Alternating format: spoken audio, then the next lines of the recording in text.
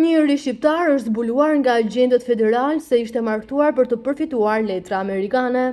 Shqiptari Elvis Harizaj, i cili kishte shkuar në Shtetet e Bashkuara të Amerikës me një vizë studenti, u martua me 27 vjeçaren nga Newark, Natasha Flores, vetëm për të ndryshuar statusin e imigracionit të tij, njoftojnë autoritetet amerikane.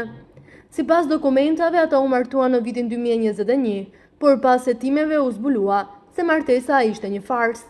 Ky është një prej rasteve të rralla kur autoritetet amerikane hetojnë dhe zbulojnë një martesë të tillë, ndërsa administrata Trump i ka shpallur luftë e migracionit të palishëm.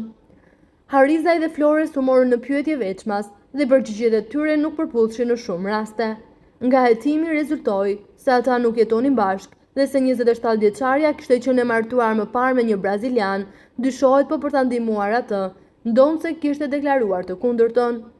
Të dy ata tashmë janë nën akuzë, ndërsa 25 vjeçari shqiptar e ka pranuar skemën.